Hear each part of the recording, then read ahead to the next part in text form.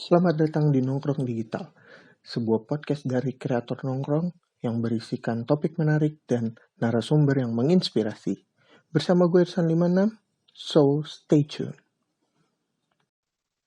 Halo Smart Netizen, kembali lagi bersama gue Irsan 56 di podcast Nongkrong Digital. Di podcast kali ini, di episode kali ini, gue kedatangan tamu dari provinsi lain. Bisa dibilang kita ini podcast antar kota, antar provinsi nih kali ini. Nah, ini adalah temen gue. Mau pakai nama asli apa enggak nih, bro? Nama asli boleh, nama itunya juga boleh lah. Pakai Bebas. nama panggilan biasa boleh nggak? Boleh banget.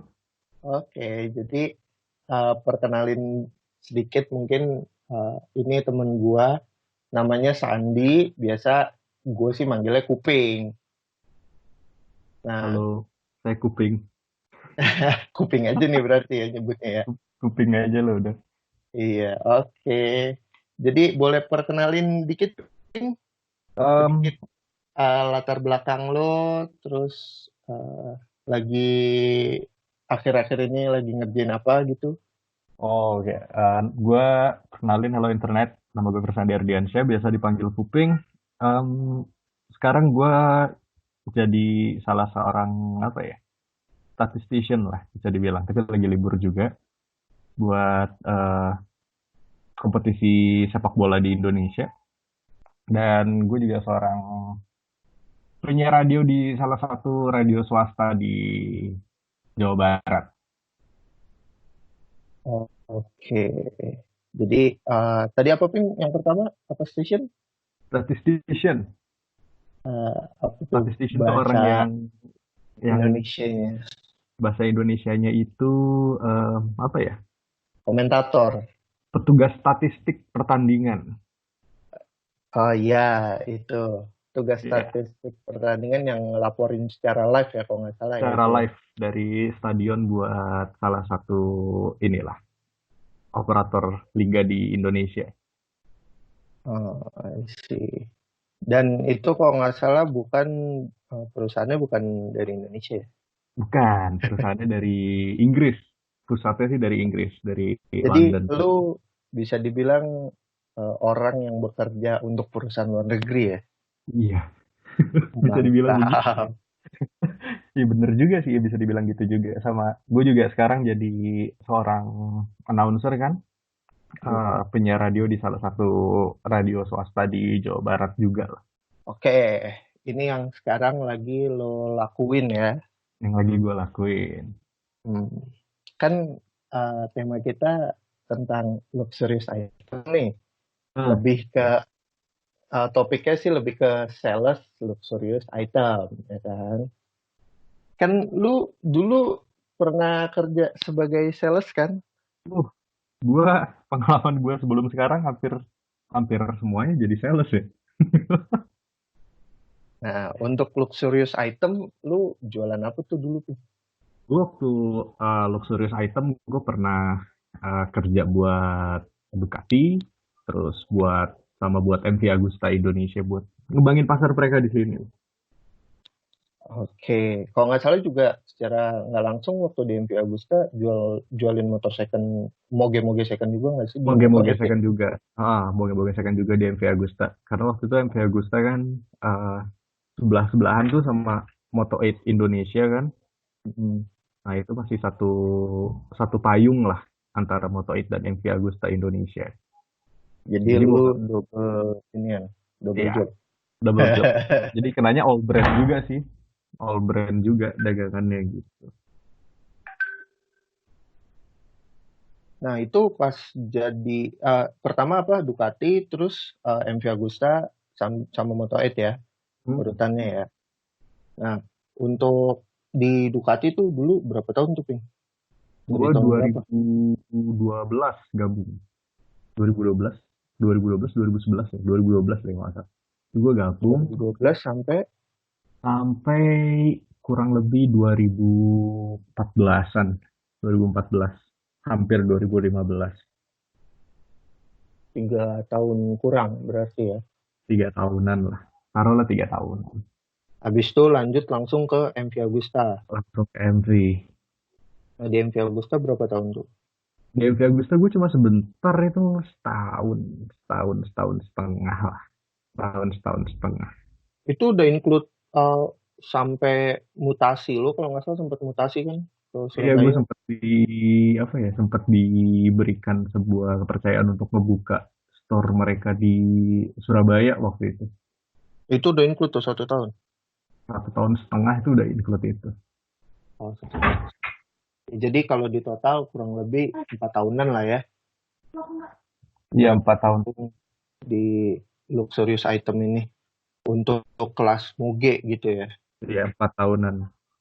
Oke, ini eh, untuk gue sebenarnya mau nanya sih agak kepo dikit. Lu ketika kerja di Ducati sama MV Agusta gitu ya kan, Hmm. customer lo tuh siapa aja sih sebenarnya targetnya? Sebenarnya kalau waktu buat di Ducati kan pada saat itu kan pemain moge belum banyak ya. Mm-mm. Pemain moge itu belum banyak, apalagi yang ATVM gitu, dan jenis customer-nya tuh bener-bener yang apa ya, bisa dibilang segmented banget gitu loh. Meskipun pada dasarnya kalau kita ngelihat secara simpelnya adalah orang-orang yang mau upgrade dari motor cc 2,5 pada saat itu ya kan, pengen cobain yang namanya motor 600 cc, 650 cc lah, sampai Mm-mm. 800 cc-an gitu, mereka mau cobain itu. Makanya kita juga jualan yang entry level juga kan, Mm-mm. dan sebenarnya target pasarnya ya itu orang-orang yang mau cobain motor-motor yang gede dan mampu untuk beli motor-motor yang istilahnya cc-nya di atas sorry, di atas 2,5-an lah gitu. Yang Itu. dirasa mampu dengan penghasilannya dia beli di atas 2,5 ya. Mm-mm. Itu Oke. awalnya awalnya di situ awalnya. Sebenarnya sebenarnya target pasarnya tuh kalau untuk Ducati ya, kita masih ngomongin Ducati lah, itu ya ya itu Mm-mm. masih benar-benar yang entry level banget lah, entry level banget. Karena memang brandnya juga belum begitu lama ada di Indonesia ya kan, jadi masih harus ngembangin pasar dulu lah. Makanya Hmm. pada saat gue masuk ke Ducati itu ya pada awalnya yang paling banyak laku kejual itu, yang jadi best seller itu ya emang motor-motor Ducati yang entry level gitu. Kayak Monster 795 gitu. Terus kayak Street Fighter yang 800, 848, Hmm. 88, memang itu yang paling laku tuh yang itu gitu loh. Awalnya target pasarnya itu gitu loh. Awalnya. Oke. Terus kan semakin berkembang juga kan pasar kan, market. Mm-mm. Terus banyak pabrikan lain yang juga mulai main juga di segmen CC segitu. Oke. Mhm. Mm-mm. Dan akhirnya mulai bergeser tuh pasarnya. Lebih ke orang-orang yang hobi untuk Hmm. main motor-motor gede gitu loh.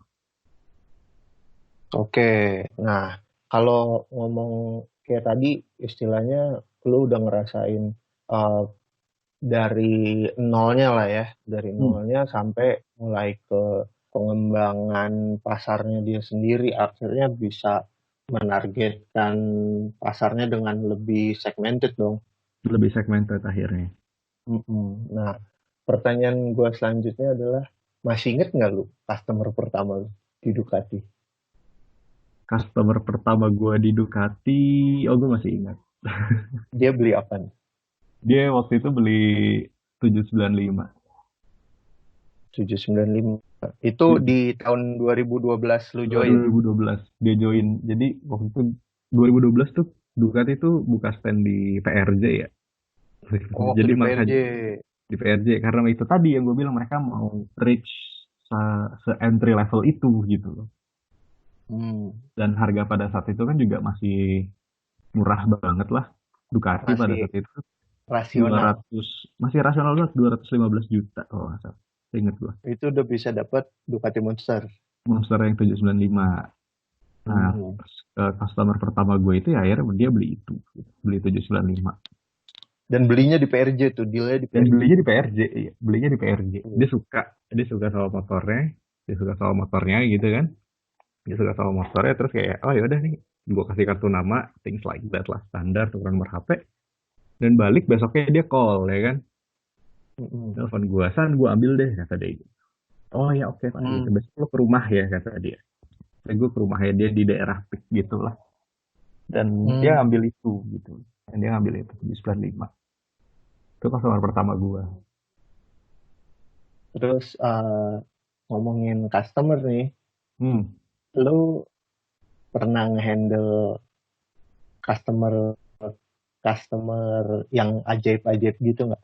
Kan tadi customer pertama kan pasti membekas banget tuh ya kan. Bekas banget. Nah ini kalau yang ajaib ada bekasnya nggak dulu? Yang ajaib, yang ajaib ada nih bekasnya. Jadi Kita nggak usah sebut nama nih. gue sebut nama lah gitu kan. Tapi Cerita pengalaman lu aja.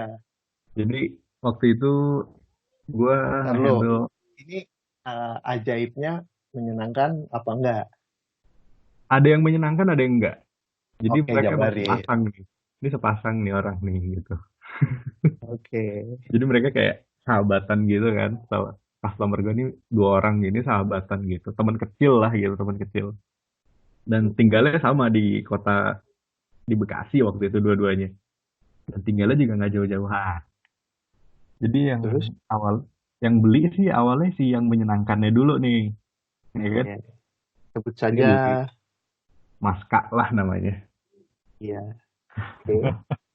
Nah dia beli terus kayak tadinya tuh dia mau ngambil Monster kan terus dia ngeliat 848 kece ya udah akhirnya dia mutusin buat Hmm, ngambil 848 ya kan dan itu ditemenin sama si temennya itu ke terus dealer tuh ketemunya. dealer di SCBD waktu itu masih di SCBD kita masih buka di SCBD belum diusir dari SCBD ya jadi beli 848 ya kan dan terus dibeli 848 terus karena memang orangnya kan nggak begitu tinggi ya tingginya kurang lebih hampir sama ke kayak gua hampir sama kayak gua berarti dia agak sedikit lebih pendek kan dari gua kan Rata-rata orang Asia lah ya. rata-rata orang ASEAN udah saya jauh di bawah gua Oh, oke. kayak beda 3 tahunan lah sama gua beda 3 tahun atau 4 tahun gitu gua lupa jadi emang masih muda banget tapi tajir banget gitu loh ya kan Wah, terus terus ya kayak dia beli 848. dia bilang 48 bilang ke gua mas nih 848 ketinggian gimana ya udah gua bilang pakai lowering kit aja gitu kan gue bilang pakai Oke. lowering kit terus dia bilang ya udah mas temenin gue ya cari aksesorisnya bla bla bla segala macam macam ya udah temenin kan Mhm. gue temenin jalan sama temennya sama dia juga ya kan nah temennya ini doyan juga ternyata sama 848 gitu loh doyan juga sama 848 dan akhirnya dia mutusin buat beli juga 848 tapi yang Corsair Oke. Edition Corsair Edition yang silver hitam yang tangkinya aluminium. Oke. And then, And then, nah si Mas yang pertama nih, Mas Kak lah sebetulnya ya gue nggak enak juga karena dia salah satu orang penting juga gitu loh. oke. Ternyata emang salah satu orang penting juga gitu lah orang tuanya. Terus kayak ya udah gitu kan. Mungkin karena seneng sama servisnya gue gitu kan. Pada saat itu gue dikasih iPod Touchman sama dia. Oh iya, iPod Touch. Dan itu kayak suruh milih gitu waktu di rumahnya dia. Weh. Jadi kayak gue main main ke rumahnya gitu karena kan pas itu kan ya namanya anak muda berdua ya enggak ya. Dan Iya, iya. udah kayak ya udah kayak teman aja kayak gue sama lo gitu loh. Ya kan? Iya, iya. Kayak gue sama lo lagi ngobrol-ngobrol gitu nongkrong lah istilahnya gue lagi nongkrong di rumahnya habis nganterin motor. Terus kayak, "Mas, lo punya iPod Touch nggak gitu kan? Mau nggak?" Dia bilang, "Mau nggak?" gitu kan nih. Lu pilih aja gitu. Hmm. Ini lu pilih aja gitu. Kayak, "Nih, Mas, buat lo gitu kan." Terus dia ngasih gue jam tangan juga, jam tangan Gerald Perregaux dan itu yang Jam Ferrari tangan apa? edisi jam tangan Gerald Perregaux susah banget namanya itu yang Oke. Ferrari edition gitu dan jamnya ada di Bekasi lagi rusak. Itu biasanya kalau jam-jam yang susah diomongin emang kayaknya mewah. Itu bukan bukan mewah lagi gitu ya jadi gue pas abis dikasih jam itu kan kayak, ini jam mahal banget mas, gue bilang gitu. Nggak apa-apa, udah buat lo aja, kata dia gitu. Terus gue pakai, Kalau kayak boleh orang tahu ngeliatnya. harganya berapa ping jamnya ping? Waktu itu gue sempat browsing-browsing ya, Gerald Perego yang Ferrari Edition tuh pada saat itu sih ya lumayan lah harganya. Tinggi Range lah. harga Range harganya ya 3 sampai 10. 3 sampai 10 juta. Ya, dan dia ngasih ke gue begitu aja gitu, kayak gila dia orang gitu. Ditambah Tapi iPod Touch. ditambah iPod Touch. Tapi jamnya rusak. Wah, iya. Tapi masih Anda disimpan. tidak bisa merawat berarti. Kayaknya sih gitu. Nah, itu Terus yang terus kan, menyenangkan ya. yang kurang menyenangkannya gimana tuh? Yang kurang menyenangkannya nih ya isi tobennya dia ini gitu loh kan. Jadi dia ngambil 848 juga lah ya kan. 848 Hmm, juga, Corsa Edition juga, ya kan. Dan mungkin kayak orangnya dia agak sedikit lebih temperamen lah, tipikal gitu lah. oke. Ya, karena kan mungkin kalau saat pada situ gue ngerasa kayak gini gitu kan, mungkin oh ya udah dia punya duit banyak, jadi dia ngerasa sedikit punya lebih power gitu loh untuk ya you know lah, Oke. ya hal-hal kayak gitulah ya kan. Jadi ya emang agak sedikit temperamen dan agak-agak gimana ya, kalau kalau diinget-inget sih emang ngomongannya agak-agak pedes lah gitu. Tapi itu lucunya dia cuma di telepon kayak gitu loh. Begitu gue ketemuin langsung deh kayak bisa mulai sedikit ditenangin lah temperamennya gitu. Oke. Jadi Dah, yang nggak menyenangkannya karena dia pedes aja gitu. nih Apa oke. ada kejadian lain? Kalau pedes sih gue masih masih wajar lah ya kalau pedes ya. Ya nggak? Oke. Kalau pedes sih gue masih wajar. Tapi kalau udah kayak ya you know lah, Ah, mengeluarkan isi ragunan gitu kan kayak nggak etis aja gitu. oh, lu pernah ditegurnya secara kurang pantas gitu. Nah, iya gitu. Tapi sebenarnya bukan teguran juga sih gitu kan, karena gue bilang kan, oh iya enggak, motornya ada, gue akan nganterin hari ini gitu loh. Gue bilang gue akan nganterin hari ini tapi nunggu delivery car-nya balik dulu dong ya kan. Heeh. Karena itu completely new bike gitu kan, nggak mungkin juga gitu, nggak di towing, nggak digendong gitu. Iya. Oh, bla bla bla bla bla bla bla. Pip, pip, pip, pip, gitu. Sampai akhirnya motornya datang malam itu juga gitu loh. Oke. Dan itu gue kayak Istilahnya lu berjanji untuk datengin, cuman dia agak nggak sabar aja ya. agak nggak sabar dan akhirnya kayak kayak maki-maki gitu loh, gimana sih lo, pip, pip, pip, pip, pip, pip, pip, pip, pip, gitu ya. Ah, I see. Dan itu lanjut sampai ke proses STNK, jadi ya masih begitu juga. Mungkin oh ya udah, mungkin memang udah karakternya begitu, tapi itu membekas sih buat gue gitu. Hmm. Terus dari situ kapok nggak tuh jualan? Enggak lah, Tapi pernah ketemu lagi yang pernah kayak ketemu kayak lagi karena akhirnya kan mereka nongkrong bareng kan berdua kan ya kan. Mereka iya. nongkrong bareng berdua dan waktu itu gue sempat ngikut juga nongkrong bareng mereka karena Maska ini kan motornya lumayan banyak kayak koleksiannya. Oh gitu. Jadi setelah dia beli 848 tuh dia kayak, aduh gue pengen beli lagi, gue pengen beli lagi gitu. Meskipun bukan brand Ducati gitu loh. Impulsif ya. Dan sekarang sih dia jadi salah satu inilah anak emasnya HD di Bekasi lah. Oke. Di ini. Kenapa gue bilang anak emas? Karena istilahnya kayak kalau nggak ada dia kayak nggak rame gitu HD Bekasi. Oke. Ya, pokoknya para pendengar yang suka motor harusnya tahu lah. Tahu lah pasti. Gak mungkin nggak tahu. Kalau nggak tahu main motornya kurang jauh berarti. Ya, gue sih nggak tahu. Gue belum nyampe kelas itu sih mainnya. Ya belum saat belum. Tapi ya ketemu lagi Oke. dan membekas lah mereka berdua itu. Paling membekas. Sih. Nah, itu kan di Ducati tuh. Waktu di Hmm. MP Agusta gimana? Di MV Agusta mungkin karena apa ya, gue nggak selama di Ducati jadi customernya nggak sebanyak yang ada di Ducati, tapi ada yang berkesan sih, satu sih, Apa tuh? ada yang berkesan banget, nggak satu sih, dua dua sih. Yang pasti yang customer pertama gue ya kan, Mm-mm. customer pertama gue yang sekarang buka bengkel custom sama salah satu artis ibu kota itulah. Oh, yang itu gue pernah ketemu tuh. Ya kan, dan sekarang juga aktif banget di dunia moge lah ya kan. Di Iya, dunia iya. moge dia lumayan aktif, dan tapi lebih aktif di dunia custom sih. Lebih aktif di dunia custom sih dia sekarang. Oke. Lebih aktif di dunia custom. Sama ada waktu gue di Surabaya tuh, gue punya customer orang Madura gitu. Terus Dan itu gokil sih dia, karena dia ternyata cuma punya pesantren. dia punya pesantren di Madura.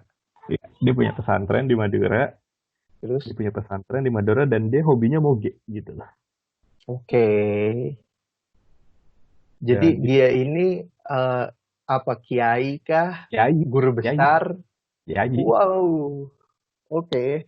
Jadi dia tuh kiai yang tiap hari tuh pakai sarung gitu loh, yang sarungan, baju koko, pakai peci gitu. Tapi kalau udah main motor ya jaketnya branded, lightingnya jaketnya standar, bukan jaket yang ala-ala juga gitu loh. Jaketnya benar-benar jaket yang proporsional gitu, yang proper gitu. Iya, iya, iya, iya. Dan Jadi akhirnya ketemu customer ajaib kayak gitu juga ya? ketemu karena apa ya, banyak orang di, nggak cuma di Jakarta ya, kalau gue ngeliat tuh lebih dari sisi Surabayanya ya, yang bikin Mhm. kenapa Surabaya itu lebih aktif dunia mogenya dibanding Jakarta, karena nggak kelihatan kan orang-orang kayanya di sana. Oke. Mereka nggak menonjolkan bahwa oh, gue orang tajir loh gitu, enggak. Mereka ya udah Mereka tuh jatuhnya low profile banget lah ya. low profile banget gitu, maksudnya bener-bener low profile banget. Kenalan-kenalan gue di Surabaya ada, contohnya ada Om Yori kan, dia punya Hayabusa yang Mhm. Hayabusa 2004 atau 2005 gitu, gue lupa. Dan itu cakep banget, yang lu bisa lihat di feed IG gue yang ada di spionnya tuh. Di Mhm. spionnya Hayabusa dia ada stiker kecil gitu, if the object is too far it's losing. Oke, gak tahu tuh. eh Objects in the mirror is losing. Nah itu Hayabusanya dia gitu kan. Terus temennya Om Yori itu ada, nah Om Yori itu dia cuma kayak apa ya, dia itu tukang kayu men. Maksudnya yang orang yang bikin partisi, bikin kayak rak dapur gitu, yang kayak cuma punya bengkel workshop kecil gitu loh. Hmm. Dan dia mainannya pakai Hayabusa. Wow. Ya benar-benar low profile sih jatuhnya sih Bener-bener untuk di bener-bener low daerah profile sih. banget. Di daerah tuh bener-bener low profile banget, bahkan sampai kayak kan gue waktu di Surabaya kan dikasih lah ya salah satu pegangan pegangan MC juga kan, motor kan, buat reach ke mereka gitu loh. Mm-mm. Dan awal-awal gue coba menerapkan kayak yang ada di Jakarta tuh nggak bisa men gitu. Oh beda ya cara Kayak adaptasi ke marketnya itu jauh banget jauh banget. Jadi caranya. kalau misalnya di Jakarta kan identiknya dengan nongkrong di kafe yang mahal, sensi lah, you name it gitu kan ya. Mm-mm. Nongkrong di sensi terus makan lah ini apa segala macam gitu. Kalau mereka gitu, gue waktu mau ngobrol sama Pak Yori dan itu, sebelum akhirnya dikenalin sama dia ke Kiai Madura itu ya, kita nongkrongnya di pinggir jalan kayak kalau anak ringkus nongkrong di Tamsur, Oh, benar-benar street ini banget ya. pakai kopi 3.000 perak kan. Ai, benar-benar anak jalanan banget ya. Gede di Bener- trotoar gitu lah ya. Bener-bener apa ya, ya udah kita anak motor kan, gue masih inget banget ucapannya dia gitu kan, jangan karena saya pakai motor yang gede terus saya juga doyan makan yang mahal-mahal gitu loh, saya mending nongkrong begini dibanding nongkrong di mall kata dia gitu. Dan dia Lebih ngomongnya pakai ngeblend juga gitu ya. lebih ngeblend juga, dan dia pakai Hayabusa. Jadi lo waktu itu di, gue lupa nama salah satu taman di Jogja, di Jogja di Surabayanya. Jadi emang tuh taman kalau malam rame banget ya, dan banyak tempat makan juga. Dan akhirnya kita nongkrong di situ gitu. Oh, Dan di putaran taman itu memang isinya ya anak motor semua, dari berbagai macam tipe, dari yang metik, dari yang bebek, terus Sport 150 sampai 2,5, dan ada juga mogenya. Ini ngeblend. ibaratnya kalau di Jakarta tuh kayak Panahan Senayan sebelum sepi ya. kayak Panahan Senayan sebelum sepi. Tapi ya ngeblend aja gitu loh di situ, nggak ada yang kayak sini-sinisan, mana motor kecil ngapain sih lo ngobrol sama gue gitu, nggak ada yang kayak Oh gitu. iya. Makanya gue Berarti betah di Surabaya. Heeh. Berarti bike culture-nya ini ya lebih lebih bonding ya Bonding, iya. ibaratnya. Gue setuju sih dengan kata itu, bonding. Bike culture-nya lebih bonding di sana. Oh, mantep juga. Seru juga ya di Surabaya ya. Dan Nah, apalagi? mereka nggak mandang brand lah gitu. Oke. Mereka nggak mandang brand. Dan gue sempat masuk ke salah satu klubnya juga kan, The Heeh. Bikers namanya gitu. Jadi gue sempat ikut kopdar ya mereka. Dan itu asik banget gitu loh. Jadi peraturannya cuma satu. Kalau lo mau gabung sama The Bikers dari Surabaya, itu yang penting motor lo cc-nya 2,5 aja minimal. Hmm. Satu, mau silinder dua, mau 2,5 yang otomatis, mau 2,5 yang metik, yang bebek, tapi mesin lo 2,5 masuk. Dan Hmm. dari ya begitu juga gitu loh, ngobrol, apa, ngumpul bareng-bareng rame-rame, ngumpul bareng-bareng rame-rame, terus makan ya kan, makan di Sate Taichan. Jadi sebelum Sate Taichan terkenal di Jakarta, itu di Surabaya dia udah buka sekitar 3 tahun Duluan. ternyata. Oh iya. Yes. Wow. That. Dan yang punya Sate Taichan itu ternyata, Heeh.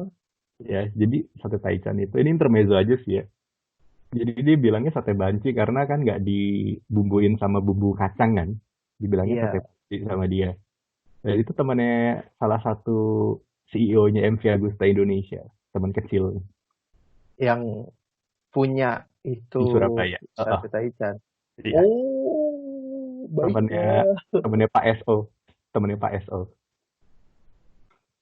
Jadi secara nggak langsung ketika eh, lo di Surabaya itu justru lo masuk ke apa ya? Apa sih sebutannya tatanan sosial yang berbeda jauh daripada Jakarta ya? Padahal Iya, Cok. sama-sama kota besar gitu kan? Sama-sama kota besar. Jakarta dan Surabaya itu sama-sama kota besar, tapi tatanannya tuh kayak beda jauh gitu loh. Maksudnya, Hmm, kalau misalnya contohnya gini lah ya, waktu gue uh, pertama kali bawa moge ke Sensi gitu kan deh, sama iya. Ducati gitu. Di waktu itu Pak Vicky, salah satu supervisor juga di Ducati Indonesia, bilang ya udah kita bikin aja S19 namanya, katanya gitu. Oh, S19, September 19, September 19. Jadi SCBD 1 September, S19 itu SCBD 1 September, itu kayak komunitas Ducati di luar DDOCI. oh, Dan kenapa dikasih nama S19? Karena September tanggal 1 itu hari Minggu, dan itu San Mori perdana kita. oke. Itu sama seluruh owner Ducati di luar dari DOCI juga join tuh ya? Di luar di DOCI juga join, dan customer-customernya Pak Vicky, customer-customer gue undang-undangin buat dateng lah, ya join yuk, riding-riding. Dan tuh diajak pertama kali ke Sensi ya kan, orang kayak ngeliat, wah gila, orang bawa Ducati gitu loh. Ya. Mm-mm. Dan biasanya ada rasa segen gitu loh. Apalagi kalau misalnya di jalan raya gitu kan. Di jalan raya di lampu merah gitu kan. Kalau lu bukan Mm-mm. tipikal orang yang berani-berani banget buat nyapa, lu nggak akan nyapa yang lagi bawa mogenya gitu loh. Iya nggak? Iya, iya. Nah, ini bertolak belakang dengan yang ada di Surabaya gitu loh. Ah, di Surabaya lu nyapa santai aja gitu ya, Santai slow aja aja gitu gitu. ya. Maksudnya mereka mungkin di sana kulturnya ya udah, sama anak motor ya kita ngeriung gitu loh. Kita satu kota gitu. Kita satu kota, kita arek Surabaya atau kayak gitu. Ayo kita ngeriung Hmm. aja. Kayak gitu. Orang gue pernah bawa salah satu, jadi waktu itu lagi tukeran motor sama Mm-mm. customer gue di Surabaya juga. Dia punya R6 kotak, R6 kotak, sorry, R1 kotak. R1 kotak tuh Hmm. 2006 kalau nggak salah. Ya, Mm-mm. 2006 dia punya R1 kotak, dan dia gue kasih pinjam F3 300 kan, buat ngerasa F3 Mm-mm. 300, F3 F3 800. 675, Oh, F3 675. gue sudah suruh cobain ya kan. Jadi kita tukeran tuh. Jadi gue jalan dari kosan ke showroom itu bawa R1-nya dia gitu loh. Dan itu di jalanan tuh enak banget gitu loh. Orang ngeliatnya gitu. Kayak, Mas ini motor apa gitu. Nanyanya tuh ramah gitu loh, kayak ya bener di sini tuh beda gitu, gitu. Mereka nggak ngeliat ya bodo amat motor lo apa gitu. Gue juga anak motor kok, gue cuma mau nanya gitu. Lebih ngeblend gitu loh. Hmm, hmm, hmm. Nggak ada kayak sekat pembatas antara anak motor yang kaya sama anak motor yang biasa aja. Nggak ada. Pada saat itu ya, gue nggak tahu kalau sekarang. Oke, that's a good story sih. Bener-bener ngasih gambaran yang beda ya dengan anak moge yang gua tahu khususnya. Tapi memang sih ada juga klub di Surabaya yang begitu ya, yang istilahnya mengeksklusifkan diri itu ada. Oknum lah ya. Gue sebut brandnya apa ya, nggak kita semua udah pasti Oh, paham. Dan emang isinya memang oke. ya, isi dari klub-klub itu ya orang-orang yang istilahnya kalau lo gabung sama mereka lo nggak tempat ditilang gitu loh. Mau jalan kemanapun. Ai. Tapi anyway kan Jakarta culture bikernya juga udah mulai lebih baik kan. Istilahnya udah mulai banyak biker-biker moge yang nggak nggak apa yang nyebutnya ya, nggak nggak terlalu dagu ke atas lah bahasanya gitu loh. Iya, Udah mulai open dan ngeblend juga gitu at the end dengan teman-teman udah di mulai Jakarta, teman-teman biker Jakarta gitu ya kan. nggak udah mulai banyak yang ngerasa apa ya, mungkin karena sekarang udah banyak pakai moge jadi there's nothing special about you gitu loh. Iya, iya, iya. Dan Ya kan. lagian kan lebih enak nyari temen daripada nyari lawan. Iya, lebih enak nyari teman daripada nyari lawan, meskipun lebih gampang nyari lawan gitu loh. Tapi ya, Nah, ya mudah-mudahan sih, gue sih waktu tinggal makanya gue betah banget yang tinggal di Surabaya itu karena itu gitu loh, karena kefriendlian orang-orang motornya gitu loh. oke, itu tadi dari sedikit cerita pengalaman lo Jakarta, Surabaya, dan Ducati MV Agusta. Hmm. Oke, kita lanjut. Pertanyaan selanjutnya, uh, untuk jualan barang lux atau luxurious item ini, tantangannya tuh apa sih, Ping? Kalau kita bicara soal moge ya, moge ya, Ah, ah, ah. tantangannya itu cuma satu gitu loh, perlu nggak sih gue beli moge itu. Biasanya Oh, orang kan, customer mindsetnya tuh kayak gitu berarti. ya customer mindsetnya tuh kayak gitu loh, perlu nggak sih gue beli moge gitu loh. Kalau misalnya dia udah ngelewatin mindset yang oh ya kayaknya gue perlu deh buat beli moge gitu kan, gue perlu deh buat beli moge kan. Pada saat itu brand yang gue pegang kan brand Eropa kan, Mm-mm. dan mindset orang Indonesia sendiri, bukan mindset sih, brand Eropa itu secara tidak langsung lebih mahal dibanding brand-brand Jepang Iya, untuk di Indonesia di modelnya Indonesia. seperti itu. Dan image dari brand Eropa di Indonesia itu kan hanya motornya nggak awet gitu ya, rentan akan kerusakan bla bla bla segala macam ya kan. Oke. Jadi tantangan pertama ya itu, perlu nggak sih gue beli moge Indo kan. Terus yang kedua, kenapa gue harus beli moge Eropa dibanding Jepang yang lebih murah gitu loh. Mm-mm. Kenapa gue harus belinya Eropa, dan yang pasti kenapa gue harus beli sama lu gitu. Mm-mm. At the end Tapi yang pasti ya kenapa gua harus beli sama lu sih? yang pasti kenapa gue harus beli sama lu gitu loh. Karena Iya. setiap salesman di Ducati, setiap salesman di MV Agusta itu kan setemennya temen pasti akan ngemakan temen sendiri juga gitu loh. Ya nggak? Iya. Jadi sampai ada istilahnya di MV Agusta, kayak waktu gue masih di sana ya, kayak ya nggak apa-apa lu nggak beli motor lo sama gue gitu. Tapi begitu ntar motor lo kenapa-napa, pasti gue Jangan yang akan panggil gua. pasti gue yang akan ngurusin, dan lo akan beli motor kedua lo sama gue. Weh. Dan itu sempat gue lakuin juga sih. Jadi ada salah satu customernya temen gue ya kan, terus Mm-mm. karena usianya masih muda juga, sekarang orangnya lagi di Jerman, tinggal di Jerman sekarang orangnya. Weh. Dan kita masih ngobrol-ngobrol juga karena dia juga sama kayak gue, baru jadi seorang ayah ya kan. Oh iya. Oke, Terus oke. kayak ya udah gitu, karena dia beli motor bukan sama gue, tapi akhirnya deketnya lebih ke gue dibanding sama ke penjualnya langsung gitu. Dan itu sih, lu harus, kalau tantangan di dunia luxury adalah pasti lo harus bisa ngeyakinin kalau orang itu tuh perlu beli barang yang luxury. Karena itu pintunya lah ya, pintu Itu untuk ngebuka. intinya tuh itu. Orang itu perlu beli barang yang luxury tapi dengan alasan yang logis. Oke. Bukan dengan embel-embel kayak, oh nanti Pak gengsi lo naik. Enggak. Enggak. Hmm. Itu rubbish sih. Itu semua sales barang luxury andalannya itu nanti gengsi lo naik. Tapi lo harus bisa ngasih alasan yang logis gitu loh. Contoh nih ya. Lo lihat Ya, background. contoh-contoh. Contoh nih, Pak D. Hampir kesebut kan. Customer pertama gue ada di MV. Dia kan salah satu ini juga ya. Apa? Pengusaha sukses lah. Bisa dibilang sukses banget bahkan sekarang kan. Hmm. Dan kenapa dia nggak cuma main satu brand itu mungkin karena ucapan gue di awal juga gitu loh. Oke. Ucapan gue dan Satar juga. Karena waktu itu gue closing si Pak D ini kan bareng sama Mbak Satar juga. Iya, Ngobrol-ngobrol, iya, iya. ya kan. Itu kayak yang Heeh. gue bilang kalau kenapa lo harus beli Moge gitu kan. Karena bukan soal gengsi, kata gengsi itu mah bullshit lah. Istilahnya Hmm. gitu ya. Gengsi itu omong kosong lah gitu. Tapi kalau lo beli Moge, lo bisa masuk ke dalam sebuah apa ya, komunitas yang orang-orangnya isinya mindsetnya kurang lebih sama kayak lo. Hmm. Antara pebisnis, sesama dengan sesama pebisnis, atau antara pebisnis dengan orang yang mau coba buka bisnisnya, ngembangin bisnisnya lagi. Istilahnya buka keran rezeki lainnya lah ya, bahasa Buka, gampangnya ya.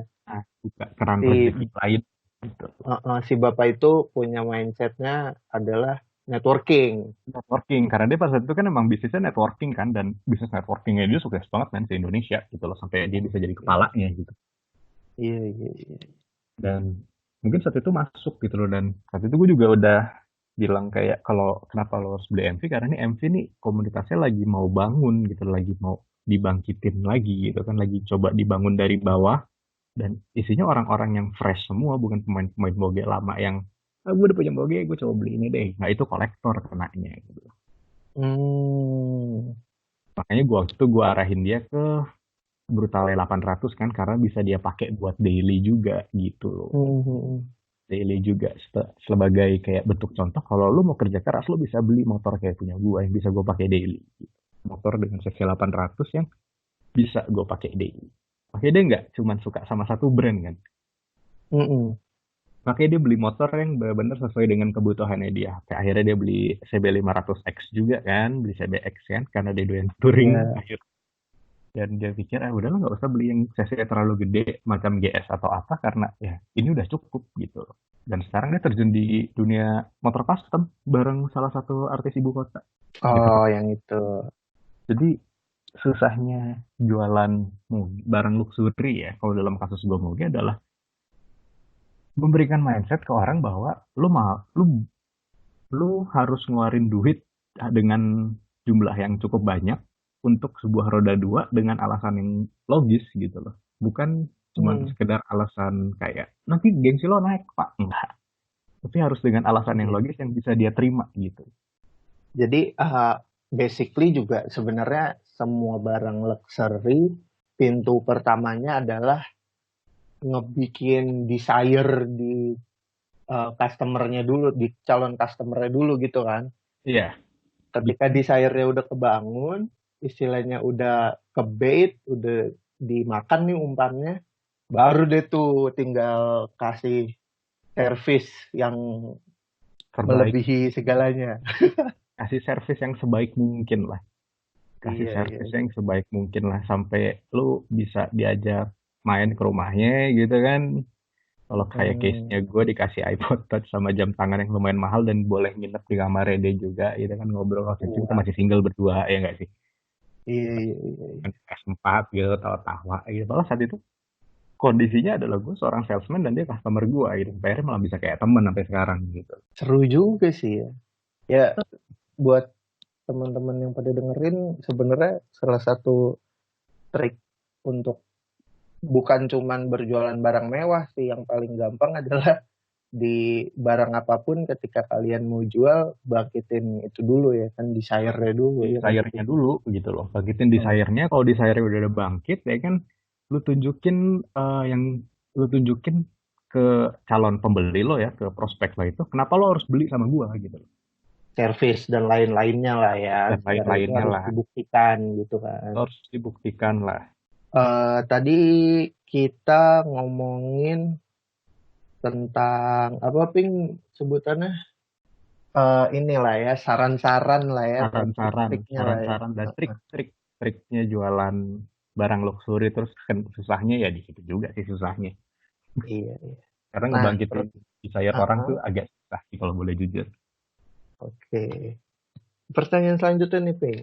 Hmm, Prestasi atau achievement apa yang pernah lu buat selama lu bekerja sebagai sales luxury item? Sebenarnya kalau dibilang prestasi dan achievement, prestasi gue sih biasa-biasa aja ya. Nggak Mhm. nggak ada sebuah hal yang nggak ada hal yang bisa apa ya, yang begitu bisa dibanggain juga lah karena hampir hampir hampir rata lah, hampir rata semuanya gitu. Saat gue bisa jualan satu, temen gue hampir semua bisa jualan satu. Saat gue bisa jualan dua, mereka juga pasti bisa jualan dua gitu. Tapi Hmm. yang paling menyenangkan ya buat gue sih, tapi gue nggak tahu deh ini karena bisa jadi achievement atau enggak gitu ya.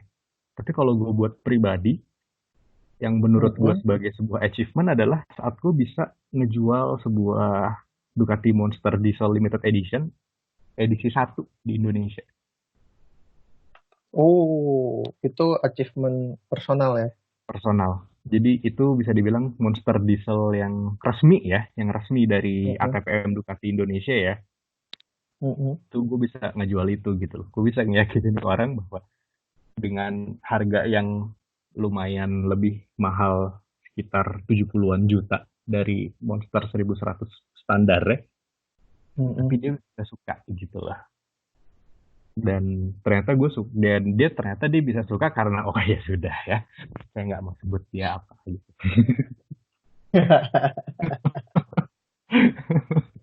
Oh ternyata dia bisa suka karena oh iya bener warnanya ya, iya bener ya pun. Dan Oke. I see, I know it. itu pokoknya kantornya yang deket Bundaran Tugu Tani. Udah. Ya pokoknya gitu lah ya.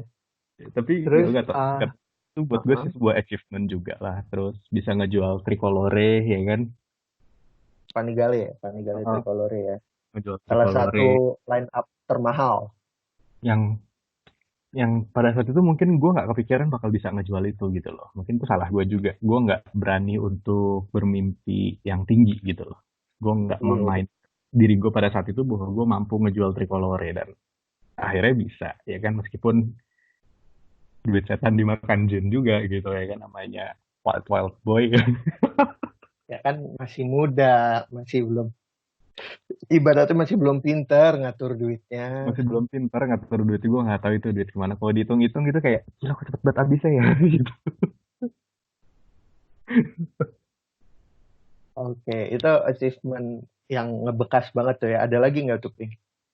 Achievement yang ngebekas banget ya itu yang bisa ngejual Tricolore sama Monster Diesel. Sama gue rasa sih gue bisa ngebangun sebuah koneksi antara customer gue sama gue itu lebih kayak ke temen gitu loh, tapi Hmm. tetap profesional gitu loh. Jadi ada kalanya di saatnya gue bisa jadi temennya dia gitu kan, dengerin Mm-mm. ceritanya dia sampai yang itu tadi kayak si Maska, sama kayak customer gue sekarang si O yang lagi di Jerman. Dan Mm-mm. asik sih maksudnya, itu buat gue pribadi sih achievement, meskipun mungkin buat orang lain bukan lah ya. Tapi gue rasa itu achievement gue sih. Gue rasa menurut gue achievement pribadi, for the record. Terus achievement udah. Ini lu boleh jawab, boleh enggak. Ketika lu ngejual moge, itu ada hitungan bonus atau insentifnya dong. Ada. Nah, gue mau nanya, penghasilan lo kalau tanpa insentif dan penghasilan lo ketika nerima insentif. Oke gini, kita kita bicara sebuah ini aja deh. Yang paling simpelnya lah ya, yang paling simpelnya ya. Jadi waktu di Ducati itu perhitungan insentifnya cukup fair. bisa dibilang sangat fair banget ya. Gimana Jadi tuh? jadi makin mahal motornya, makin makin tinggi Gede. kelas makin tinggi kelas motornya makin gede gitu loh. Insentif yang lo terima tuh lebih gede. Lebih gede ya. Ambil contohnya nih ya. Contohnya saat itu kalau lagi event normal ya kan, event normal Monster tuh kayak cuman sejutaan lah. Juta Event setengah normal tuh maksudnya lagi nggak ada event. lagi nggak ada event, lagi nggak ada Oke. event. Terus juta 500 lah ya. Standar banget kan? Ya nggak? Satu motor entry level. Satu motor entry level gitu loh. Dan itu udah kayak setengah gaji gitu. Oh, oke. Ya, lu udah sebut namanya lah. Sebut Ya. nominal lah ya. Dan begitu lo sampai di levelnya si Panigale gitu ya nggak ya? Di levelnya Panigale, kalau lagi nggak ada event tuh cuma sekitar 5 jutaan, 5 juta, 7,5 juta lah gitu. Wow. Makanya gue waktu jual tricolor itu langsung kayak ngerasa ini duitnya kemana ya?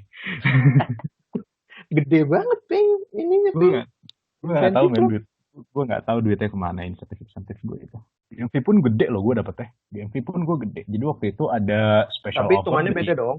beda. Enggak, ya agak beda. Di MV itu gede banget. Jadi waktu itu ada special offer dari bos gue. Kalau Mm-mm. lo bisa ngejual motor itu, insentifnya segini ya, gitu. Goceng ya, gitu. Si Brutale 800 kan saat itu lagi agak banyak juga stoknya dan mau masuk lagi gitu kan. Mm-mm. Dan gue berhasil ngejual itu gitu kan. Itu goceng sendiri gitu. Dan gue lupa tuh gocengnya kemana. Hmm. Memang anak muda sih ya saat itu ya. Aduh, nggak pakai pikir panjang kalau megang duit. Tapi kan itu membantu keuangan lo secara tabungan dan dana darurat lo dong. Waktu zaman Iya, Hati dan Inti Agusta dong. kita kawin kan. Kawinnya tenang, tenang, tenang, nggak tenang juga sih waktu itu nyusdut juga. Dagdikduk juga pas mau kawin sebetulnya.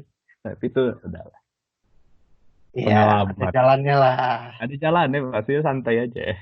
Ya, masalah insentif ya udah kebuka lah ya. Jadi buat teman-teman yang pada istilahnya masih bekerja sebagai sales, ya sebenarnya hitungan gajinya sih 11-12 gitu ya Ping ya Sebelas dengan dua belas gaji 11-12. Insentifnya ya tergantung kebijakan perusahaan masing-masing lah. ya dan prestasi juga kan. Lu kan Dan dari termasuk yang juga. salah satu yang berhasil jual yang mahal jadi ya gede juga lah ya. Dikasihnya ya mahal juga gitu sama dia. Terima kasih ya di udah bisa ngelepas tricolore susah loh itu ngeluarin dari showroom gitu. Oh iya iya. Terus kayak pas terima gaji ngeliat di ATM itu kayak anjir nih bener nih depannya 2 digit gitu kan. Tapi Itu pas yang akhir kayak bulan kalau transaksi di ATM nyampe limit ini nggak maksimal harian nggak? kayaknya sempet sih iya sih. Wah, gede banget bos. Pokoknya pokoknya pas sampai akhir bulan tuh kayak "Ih, kok tinggal segini. Jadi ada rasa penyesalan juga mungkin pada saat itu gue belum bisa nabung ya. Deh. Jadi pelajaran sih itu buat gue. Ya anak muda Jadi lah ya. pelajaran sih. Pada zamannya lah ya. Pada zamannya. Tapi gue nggak tahu deh kalau kebijakan perusahaannya sekarang kayak apa gitu. Nah terus gue akan sedikit pindah topik nih Ping. Hmm. Pertanyaan selanjutnya, kan lu sebelumnya dunia sales banget nih. Hmm. Digedein di dunia sales, terus ngerasain manis pahitnya di dunia sales. Kok bisa pindah haluan gitu? Jadi apa sebutnya eh, Petugas yang statistik. live report sama penyiar radio itu? Kenapa bisa Gimana? sampai pindah haluan gitulah ya? Hmm. Mungkin apa ya? Mungkin gue gue jujur sih waktu gue sebelum jadi petugas statistik itu kan gue terakhir kerja buat salah satu distribusi alat kesehatan juga lah ya. Sales juga Ya, kan? sales juga dan itu 11 Dan 12 itu juga. luxurious juga kan? Ya karena itu ring jantung men.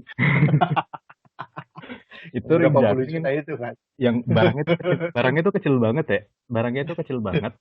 Ukurannya cuma ukuran paling kecilnya itu 2 kali 2 milimeter ya. Wow, kecil banget bos, dua Dua milimeter. 2,10 kali 2 milimeter itu ukurannya paling kecil. Paling besarnya tiga 3,10 3,5 kali 3,5. Ya, Gitu. anyway, dari dunia sales itu, Gue pindah lah, ya kan karena gue juga apa ya, mungkin udah ngejenuh kali ya, jenuh kan di dunia marketing gitu kan. Terus meskipun terakhirnya juga lumayan lah dapat fasilitas yang waktu itu kan di depan lo juga kan di si doi nelponnya ya gak sih, iya, iya, iya, nawarin gue dengan pekerjaan apa jabatan yang baru, tapi akhirnya gue lepas juga karena ya itu gue gak punya waktu sih kayaknya jadinya. Gue udah jenuh punya banget tuh waktu itu jenuh berarti. banget, jenuh banget. Gue nggak enjoy lagi kerjanya. Gue nggak Hmm. enjoy lagi kerjanya. Semenjak jadi AM itu gue nggak enjoy banget karena pada saat itu gue bener-bener yang ya mungkin tanggung jawab juga sih dengan perusahaan gitu kan ya. Tapi Mm-mm. akhirnya kayak aduh nih kapan gue main sama anaknya nih gitu kan pada saat itu gitu kayak ini kapan gue jalan-jalannya nih gitu kan kapan gue harus istilahnya mengapresiasi diri gue lah Hmm. ya kan. Tapi dan pada saat itu juga gue kerja sekeras apapun penghasilan gue segitu-segitu aja gitu. Sudah ada pakemnya sebulan. Hmm. Tuh, makanya saat itu gue putusin pindah ke Ciamis, tempat gue tinggal Mm-mm. gue sekarang. Dan di sini gue lagi, waktu itu gue lagi nganggur, terus lihat-lihat lowongan perusahaan ada reporter olahraga, bukan reporter olahraga sih. Mereka bilangnya scout reporter, SR. Iya. Kalau jabatan gue di kantor itu SR kan, scout reporter. Dan Mm-mm. persyaratannya gampang, lu suka sepak bola, bisa bahasa Inggris, dan usia lo di atas 18 tahun. They don't give a care about if you're lulusan SD, lulusan SMP, lulusan Oh SMA, iya. S1, S2, S3. Lo bisa bahasa Inggris, lo suka sepak bola, dan lo bisa datang ke stadion pada saat pertandingan berlangsung, dan kalau lo mau, lo seleksi, lo akan di training, setelah di training, lo dilepas. Dan udah. Mm-mm. Dan itu mungkin bisa dibilang jadi pekerjaan paling enak gue sekarang gitu. Oh gitu. Karena gue seminggu paling kalau ada pertandingan ya, serame-ramenya itu serapat-rapat schedule gue kalau ada pertandingan itu paling seminggu 3 atau 4 pertandingan. Sisanya libur. Sisanya libur. Oh enak banget hidup. Sisanya libur gitu loh, sisanya libur. Dan untuk range penghasilannya juga bisa dibilang gede banget gitu. Karena Lebih gede dari sebelumnya. lebih gede dari sebelumnya. Oh, pantes lu betah ya. Lebih gede dari semua maksudnya. Jadi mereka punya standar kan ya, standar standar perusahaan, Internasional. standar internasional. Jadi mereka rata tuh. Mereka rata Hmm. gaji semua karyawan itu semua SR itu dapatnya segitu gitu. Oke. Semua SR dapatnya segitu, per match segitu. Per match mereka ada nominalnya dan itu segitu. Dan kalau lu achieve ya kan 10 pertandingan tanpa sebuah kesalahan, lu gua kasih bonus. Nominalnya segitu gitu. Di luar dari gaji lu, di luar dari duit bensin lu. Di Oh, oke. dari misalnya lu harus nginep di hotel karena kotanya jauh banget gitu kan misalnya just in case gitu kan lo harus tidur di hotel penginapan apa segala macam itu juga kita cover, kantor cover, dan lu nggak perlu ngeluarin duit sama sekali gitu loh. Bahkan si M gua di sini ya kan country Mhm. manager pada saat gua mau report pertama kali gua bilang ke dia bos gua nggak punya duit. Terus, Dikasih sama dia yaudah nih gua tau bos gua nggak punya duit yaudah nih jalan bentar dikasih duit jalan gua habis iya, gajian iya. gajian gua balikin udah. Tapi abis balikin duit dari dia pun gajian gue masih ada gitu loh, masih masih masih cukup banget gitu loh. Bahkan bisa dibilang gue bisa nabung semenjak kerja di jadi petugas statistik pertandingan Liga Indonesia lah udahlah, Liga Sepak Bola Indonesia. Hmm. Gue jadi bisa nabung, lebih bisa nabung lagi dan Nah, terus dari apa petugas statistik Liga Indonesia yang apa sih nyebutnya scout reporter, porter. sport reporter ini eh bisa ke penyiar radio gimana ceritanya lagi? Jadi kan Itu kayak jadi out of nowhere gitu lo dari sales moge yang lux item terus ke sales alat kesehatan yang ya range harganya mungkin bisa dibilang kalau bukan karena kebutuhan orang nggak beli gitu kan. Terus Ya kalau lu jadi mau sport mati lu reporter, tetap beli gitu. itu udah mulai dunia berbeda tuh. Iya, Habis itu jadi penyiar radio. nah, Like what? penyiar radio kan kayak kalau kenapa gue sekarang jadi penyiar radio adalah karena liga lagi libur kan. Hmm. Liga lagi libur. Liga lagi libur dan gue harus inilah ya istilahnya cari kegiatan lah. Gue cari kegiatan. Gue cari kegiatan sekaligus income juga gitu loh ya kan. Gue cari pemasukan juga gitu dan pada saat itu liga lagi libur. Temen gue kan penyiar radio di tempat radio gue juga gitu kan. Temen gue di desa inilah.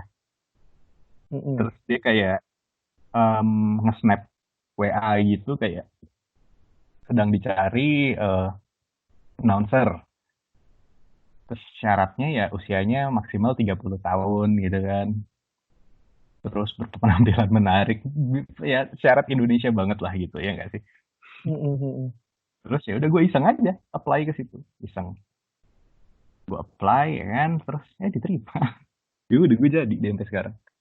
Tapi lu nggak punya basic kan, Enggak. kata. Gue nggak punya basic penyiar radio sama sekali. Gue bukan seorang lulusan broadcasting ya kan. Mm-mm.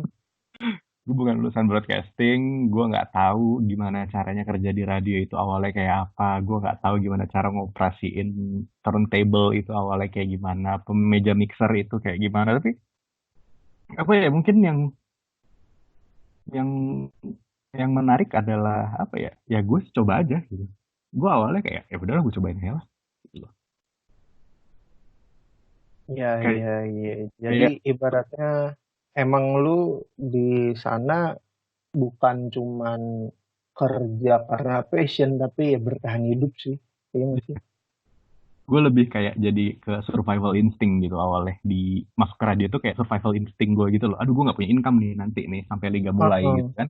Ya kan terus gue harus cari kegiatan kalau enggak ntar gue kayak udah nih tergerus nih duit gitu kan. Mm-mm. Akhirnya gue kerja lah di radio gitu sampai sampai sekarang dari akhir November dan alhamdulillahnya liga juga belum mulai kan sempat lagi ditunda sekarang Liga Indonesia dan ya pemasukan gue ya dari radio itu sekarang. Iya, iya, iya. Tapi lu di luar itu juga ini kan ada sampingan juga kan, side job kan? Ya gue di luar itu kan juga sama istri gue kan sekarang buka kayak PH buat voice over gitu lah. Jadi Hmm. buat video-video kayak Kompro ya kan company profile, terus VT video training, terus buat ini juga apa TVC buat TV komersial juga gitu. Dan Hmm. juga juga banyak gitu loh klien-klien yang jadi klien-klien yang dari Jakarta ya kan karena channel gue di Jakarta untuk itu banyak banget channel si istri gue ini karena kan istri gue memang Mm-mm. bidangnya itu di situ kan itu dunianya Mm-mm. dia itu dunia dia gitu dunia dia tuh dunia per PH-an lah istilahnya itu Dunia karena dia kreatif lah ya, industri kreatif kreatif lah lah ya. industri kreatif karena dia kan tadinya produser juga kan di salah satu PH di Jakarta Hmm. dan akhirnya klien-kliennya dia ya dia bawa aja ke sini semuanya gitu dan ya itu juga jadi pemasukan juga gitu Hmm. Jadi, kayak contohnya nih ya, kalau yang mau lihat hasil kerjanya sih kayak yang kemarin Jakarta Cosplay Parade ya kan hmm. itu hasil kerjaan istri juga ya kan terus yang terbaru sih ada salah satu perusahaan medis mereka Hmm. perusahaan medis mereka minta VT pakai suara gua untuk presentase produk terbaru mereka obat terbaru mereka juga Oh, jadi ibaratnya lu selain sport reporter, penyiar radio, voice gua talent juga, talent juga freelance juga lah ya. jadi gua di sini hidupnya freelance banget sih kena ya. Hai, istilahnya lu ketika melepas suatu eh, predikat sih, ya lu keluar dari zona nyaman lu di Jakarta, pindah ke sana, melihat opportunity lo ambil terus gitu kan. Iya, gue ambil terus gitu loh. Karena pada saat, contoh lah yang pas buat si SR-nya itu kan ya. Mm-mm. Yang pas SR mereka cuma bilang suka sepak bola gitu kan. Ya udah gue suka bola. Ya kan? Gue suka bola. Gue cukup ngerti peraturan-peraturan sepak bola. Ya kan? Terus usia di atas 18 tahun, oke gue usia gue di atas 18 tahun gitu ya kan. Terus bisa Mm-mm. berbahasa Inggris dengan baik gitu kan. Mungkin saat itu gue overconfident sekali ya. Kayak ngerasa, ayo udahlah nih di daerah nggak mungkin ada yang bahasa Inggris lebih bagus dari gue. Ternyata tidak. Ternyata gue diterima. Berarti masuk akal juga gitu pemikiran gue pada saat itu gitu. Tapi itu overconfidence gue sih. Oke. Ternyata banyak, mungkin mereka nggak ngeliat aja atau nggak kepilih aja gitu loh. Iya, iya, iya. Karena akhirnya di daerah Priangan Timur ya SR cuma gue, dan itu gue megang beberapa kota ya, Mm-mm. beberapa kota untuk dua divisi liga, Liga 2 dan Liga 3. Untuk sepak bola ya, Liga 2 dan Liga 3 ya. Ya, buat di Indonesia. Well, dan itu lumayan juga ya kerjanya, nontonin bola sambil live report kan. Ambil live report, jadi gue ngasih tahu bola, pertandingan lagi kayak gimana gitu loh. Ada yang Hmm. aneh nggak sama pertandingan gitu kan, wasitnya aneh nggak gitu kan, terus keputusan wasitnya bagaimana gitu loh. Jadi Ay, untuk mencegah match fixing juga lah. iya, iya, iya.